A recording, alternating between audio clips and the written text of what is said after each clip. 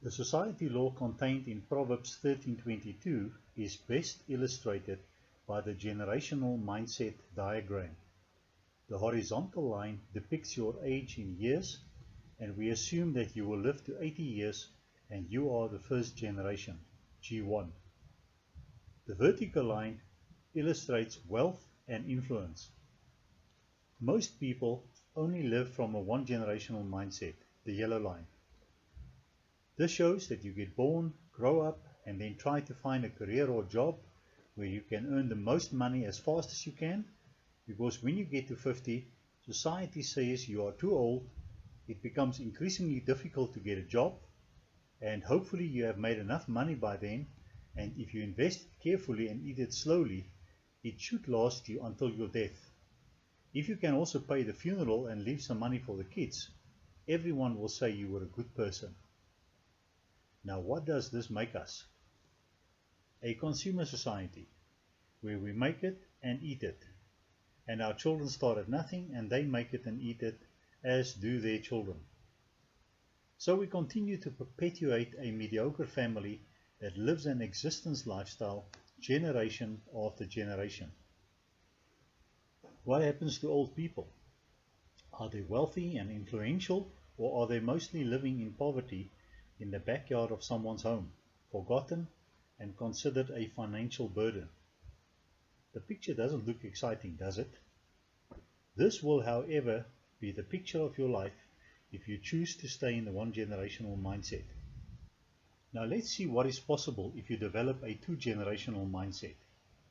This mindset says you are not concerned about yourself, but you plan for the time when your children will be old people. If we assume that your children were born in your 30s and will also grow to 80, it means you are training your mind to think 30 years beyond your death. Most people can't think beyond this week or month or year. So how do you train your mind to think 30 years beyond your death? You do this by learning to ask a simple question whenever you must take a business, purchase, or relationship decision. How will this decision be of benefit to my child by the time he is an old person? If you can make that part of your decision making, it will help you to make better long-term decisions. You will start to study trends and see what will be future needs of society. You will then start a business or businesses that will meet these future needs.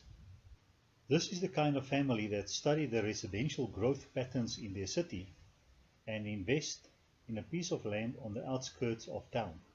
For years they struggle to make the monthly payment and sacrifice their lifestyle to afford their investment. Then, 15-20 years later, the town has expanded to their property, and all of a sudden they can sell it for a fortune, and everybody say they were lucky.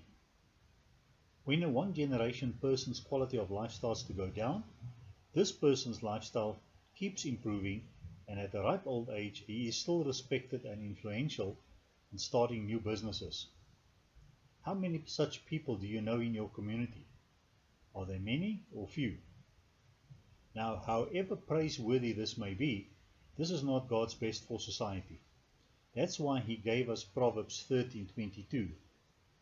For a family to reach their maximum potential, they will have to develop a three-generational mindset. This means that you will need to think 60 years beyond your death to the time when your grandchildren will be old people. You do it in the same way than for the two-generational mindset. You need to learn to ask yourself, how will this business, purchase, or relationship decision be of benefit to my grandchildren when they are old people? When you can do this consistently, your life will be depicted by the purple arrow. You may start from humble beginnings, but your life remains in a steady upward trend. As you learn from your mistakes, constantly improve yourself through further studies and learning new skills, and reinvest profits into new businesses and assets. As you do it, take your children with you on this journey and teach them that we are no longer consumers but builders, and that we are not owners but stewards of resources. Allow your children to pursue their own interests, even if it means that they're not interested to take over the family business.